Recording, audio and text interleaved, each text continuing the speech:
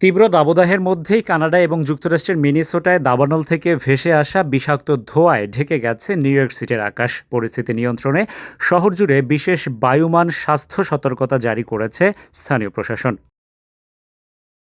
বুধবার সকাল ১১টা থেকেই নিউ ইয়র্কের বাতাসের মান সংবেদনশীল গোষ্ঠীর জন্য অস্বাস্থ্যকর পর্যায়ে পৌঁছে যায়। শহরের ইমার্জেন্সি ম্যানেজমেন্ট জানিয়েছে এই পরিস্থিতি রাত ১১টা পর্যন্ত বজায় থাকতে পারে।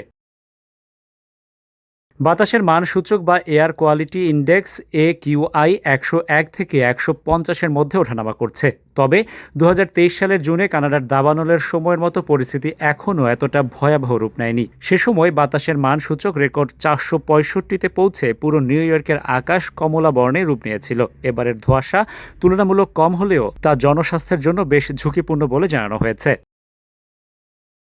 এবারের ধোঁয়াশার প্রাদুর্ভাবটি এমন এক সময়ে ঘটেছে যখন নিউ ইয়র্ক জুড়ে তীব্র তাপ প্রবাহ চলছে। বুধবার তাপমাত্রা প্রায় ১০০ ডিগ্রি ফারেনহাইটের কাছাকাছি পৌঁছানোর পূর্বাভাস রয়েছে। ফলে প্রশাসন ইতিমধ্যেই শহরে তাপকালীন জরুরি অবস্থা ঘোষণা করেছে। আবহাওয়াবিদদের মতে, দাবানলের ধোঁয়া যদি আরও ঘনীভূত হয় তবে তা সূর্যের আলো বাধাগ্রস্ত করে তাপমাত্রা কিছুটা কমিয়ে দিতে পারে। তবে এতে বাতাসের ক্ষতিকর কণার পরিমাণ বৃদ্ধি পাওয়ার আশঙ্কাই বেশি। বর্তমানে যুক্তরাষ্ট্রের মিনেসোটা অঙ্গরাজ্যে অন্তত ১৭টি দাবানল সক্রিয় রয়েছে, যার মধ্যে ৫টি বড় আগুনে প্রায় ৩০,০০০ একর বনভূমি পুড়ে গেছে। অন্যদিকে যুক্তরাষ্ট্রের বেয়ার ট্র্যাপ এবং থাম নামের দুটি বড় দাবানল সীমান্ত পেরিয়ে কানাডার অন্টারিওতে ছড়িয়ে পড়েছে।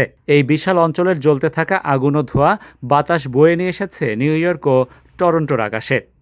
Rashed Bappi, ATV USA, new York, যুক্তরাষ্ট্র।